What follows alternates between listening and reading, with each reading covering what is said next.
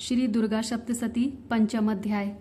देवताओं द्वारा देवी की स्तुति। चंड मुंड द्वारा अंबिका के रूप की प्रशंसा सुन शुंभ का दूत भेजना और दूत का निराश लौटना। जो अपने कर कमलों में घंटा, शूल, हल, शंख, मूसल, चक्र, धनुष और बाण धारण करती हैं, शरद ऋतु के शोभा संपन्न चंद्रमा के समान जिनकी मनोहर कांति है, जो तीनों लोकों की आधारभूता और शुंभ आदि दैत्यों का नाश करने वाली हैं, तथा गौरी के शरीर से जिनका प्राकट्य हुआ है, उन महासरस्वती देवी का मैं निरंतर भजन करता हूँ। देवी का ध्यान करने के पश्चात 5वें अध्याय का पाठ आरंभ करें। ऋषि कहने लगे, प्राचीन समय में शुंभ और निशुंभ नामक असुरों ने अपने बल के मद में आकर इंद्र के हाथ से तीनों लोकों का राज्य और यज्ञ भाग छीन लिए। वे ही दोनों सूर्य, चंद्रमा, कुबेर, यम और वरुण के अधिकारों का भी प्रयोग करने लगे। वायु और अग्नि का कार्य भी वे करने लगे। उन्होंने देवताओं को अपमानित, अधिकारहीन करके स्वर्ग से निकाल दिया। उन दोनों असुरों से तिरस्कृत देवताओं ने अपराजिता देवी का स्मरण किया और सोचा, जगदम्बा ने हम लोगों को वर दिया था कि मैं तुम्हारे सब संकटों को तुरंत दूर कर दूंगी। यह विचार कर देवता हिमालय पर गए और वहां भगवती विष्णु माया की स्तुति करने लगे। देवता बोले, देवी को नमस्कार है, महादेवी शिवा को सर्वदा नमस्कार है, प्रकृति एवं भद्रा को प्रणाम है, हम जगदम्बा को नमस्कार करते हैं, रौद्रा को नमस्कार है, नित्या, गौरी व धात्री को बारंबार नमस्कार है, ज्योतिष्नामयी, चंद्ररूपिणी एवं सुख स्वरूपा देवी को सदैव प्रणाम है, शरणागतों का कल्याण करने वाली एवं सिद्धि रूपा देवी को बारंबार नमस्कार है, राक्षसों की लक्ष्मी, राजाओं की लक्ष्मी तथा शिव पत्नी स्वरूपा आप जगदम्बा को बारंबार नमस्कार है। दुर्गा, दुर्गम संकट से पार उतारने वाली, सारा, सब की सारभूता, सर्व कारिणी ख्याति कृष्णा और धूम्रा देवी को सर्वदा नमस्कार है। अत्यंत सुंदर तथा अत्यंत रौद्र रूपा देवी को नमस्कार और बारंबार प्रणाम है।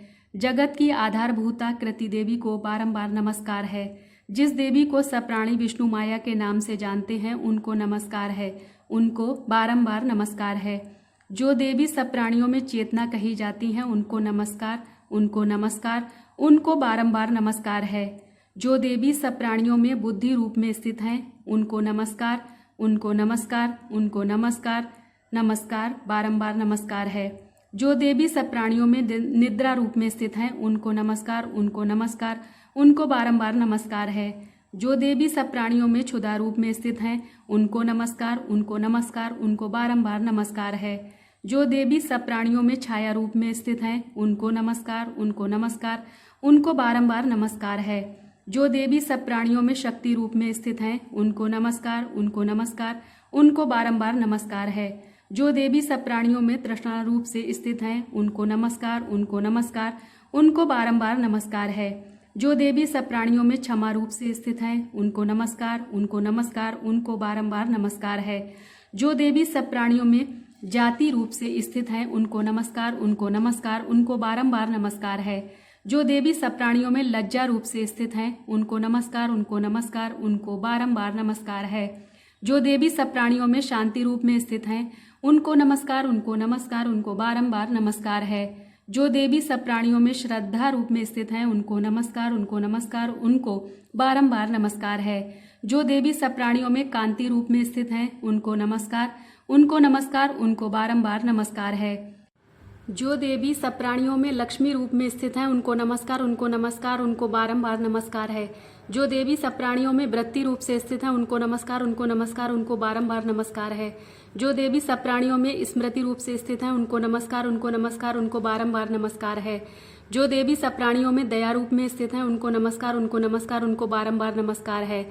जो देवी सब प्राणियों में तुष्टि रूप से स्थित हैं, उनको नमस्कार, उनको नमस्कार, उनको बारंबार नमस्कार है।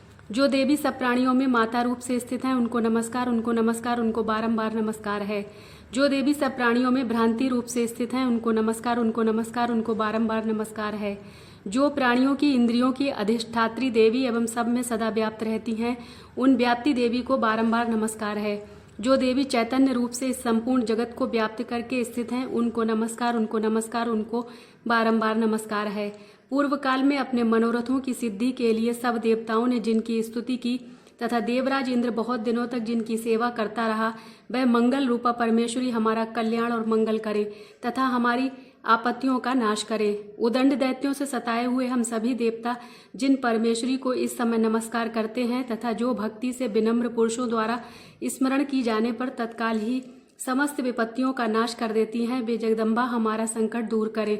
ऋषि कहते हैं, राजन, इस प्रकार जब देवता स्तुति कर रहे थे उस समय पार्वती देवी गंगा जी के जल में स्नान करने के लिए वहां आई।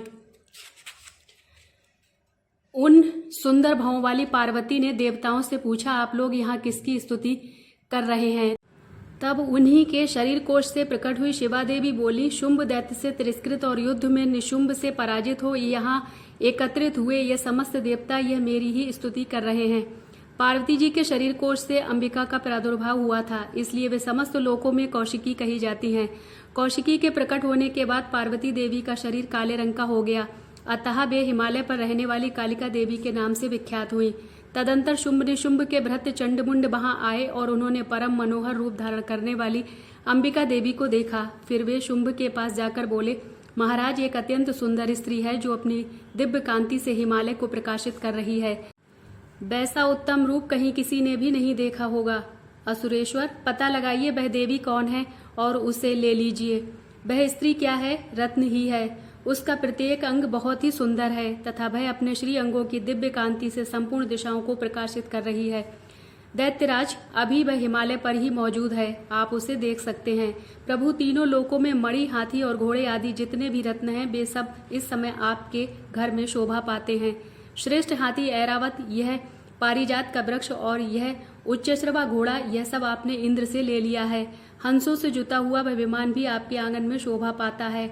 यह अद्भुत विमान जो पहले ब्रह्मा जी के पास था, अब आप यहाँ ले आए। यह महापदम निधि भी आप कुबेर से छीन लाए हैं। समुद्र ने भी आपको केसर की सुगंध वाली किंजलकिनी नाम की माला भेंट की है, जिसके कमल कभी कुम्हलाते नहीं हैं। सुवर्ण की वर्षा करने वाला वरुण का छत्र भी आपके घर में शोभा पा रहा है तथा प्रजापति का श्रेष्ठ रथ भी अब आपके पास है। दैत्योश्वर, उत्क्रांतिदा नाम वाली शक्ति भी आपने मृत्यु से छीन ली है तथा वरुण का पाश और समुद्र में होने वाले सब प्रकार के रत्न आपके भाई निशुंभ के अधिकार में आ गए हैं। अग्नि ने भी स्वयं शुद्ध करके 2 वस्त्र आपको दिए हैं।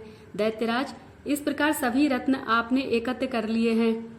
जो यह रत्न रूप देवी हैं, इसे आप क्यों नहीं अपने अधिकार में कर लेते? ऋषि कहते हैं, चंडमुंड का यह वचन सुनकर शुंभ ने महाअसुर सुग्रीव को दूत बनाकर देवी के पास भेजा और कहा, तुम मेरी ओर से उससे ये बातें कहना और ऐसा उपाय करना जिससे प्रसन्न होकर वह शीघ्र ही यहाँ आ जाए। वह दूत पर्वत के अत्यंत रमणीय प्रदेश में जहाँ देवी बैठी थी गया और मधुर वाणी में कोमल वचन बोला। दूत बोला, देवी, दैत्यों के राजा शुंभ इस समय तीनों लोकों के परमेश्वर हैं। मैं उन्हीं का भेजा हुआ दूत हूँ और यहाँ तुम्हारे ही पास आया हूँ। उनकी आज्ञा सदा सब देवता एक स्वर से मानते हैं। वे संपूर्ण देवताओं को परास्त कर चुके हैं। उन्होंने तुम्हारे लिए जो संदेश दिया है उसे सुनो। संपूर्ण त्रिलोकी मेरे अधिकार में है। देवता भी मेरी आज्ञा के अधीन चलते हैं। संपूर्ण यज्ञों के भागों को मैं ही पृथक पृथक भोगता हूँ। तीनों लोकों में जितने उत्तम रत्न हैं वे सब मेरे अधिकार में हैं। देवराज इंद्र का वाहन श्रेष्ठ ऐरावत हाथी मैंने छीन लिया है। उच्चश्रवा नामक श्रेष्ठ अश्व उसे देवताओं ने मेरे पैरों पर पड़कर समर्पित किया है। सुंदरी, उनके सिवा और भी जितने रत्न और श्रेष्ठ पदार्थ देवताओं, गंधर्वों और नागों के पास थे वे सब मेरे ही पास आ गए हैं। देवी, हम लोग तुम्हें संसार की स्त्रियों में रत्न मानते हैं, अतः तुम हमारे पास आ जाओ, क्योंकि रत्नों का उपभोग करने वाले हम ही हैं। चंचल कटाक्षों वाली सुंदरी, तुम मेरी या मेरे भाई महापराक्रमी निशुंभ की सेवा में आ जाओ, क्योंकि तुम रत्न स्वरूपा हो। मेरा वरण करने से तुम्हें अतुल ऐश्वर्य प्राप्त होगा। अपनी बुद्धि से इस बात पर विचार करके मुझसे विवाह कर लो। ऋषि ने कहा। दूत के इस प्रकार कहने पर भगवती दुर्गा गंभीर भाव से मुस्कुराती हुई दूत से बोली, दूत, तुमने सत्य कहा है, इसमें तनिक भी मिथ्या नहीं है। शुंभ तीनों लोकों का स्वामी है और निशुंभ भी उसी के समान पराक्रमी है, किंतु मैंने भी एक प्रतिज्ञा की हुई है। मैंने अपनी अल्प बुद्धि के कारण पहले से जो प्रतिज्ञा कर रखी है उसे सुनो। जो मुझे युद्ध में जीत लेगा, जो मेरे अभिमान को तोड़ देगा तथा संसार में जो मेरे समान बलवान होगा, वही मेरा स्वामी होगा। इसलिए शुंभ अथवा महादैत्य निशुंभ स्वयं ही यहाँ पधारे और मुझे संग्राम में जीत कर मेरा पाणी ग्रहण कर ले, इसमें देर करने की आवश्यकता ही नहीं है। दूत बोला, देवी तुम घमंड से भरी हो, मेरे सामने ऐसी बातें ना करो। तीनों लोकों में कौन सा ऐसा पुरुष है जो शुंभ निशुंभ का सामना कर सके? देवी सारे देवता भी साधारण दैत्यों के सामने नहीं ठहर सकते, फिर तुम अकेली स्त्री होकर कैसे उनका सामना कर सकती हो? जिन शुंभ आदि दैत्यों के सामने इंद्र आदि देवता भी युद्ध में खड़े नहीं हुए, उनके सामने तुम स्त्री होकर कैसे जाओगी? इसलिए तुम मेरे ही कहने से शुंभ निशुंभ के पास चली चलो। ऐसा करने से तुम्हारे गौरव की रक्षा होगी, अन्यथा जब वे केश पकड़कर घसीटेंगे तब तुम्हारी प्रतिष्ठा धूल में मिल जाएगी। देवी बोली, तुम्हारा कहना ठीक है, शुंभ बलवान है और निशुंभ भी बड़े पराक्रमी हैं, किंतु क्या करूं, मैंने पहले बिना सोचे समझे प्रतिज्ञा कर ली है।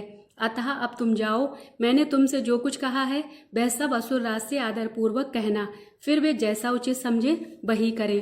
देवी दूत संवाद नामक 5वां अध्याय संपूर्ण हुआ। जय माता दी।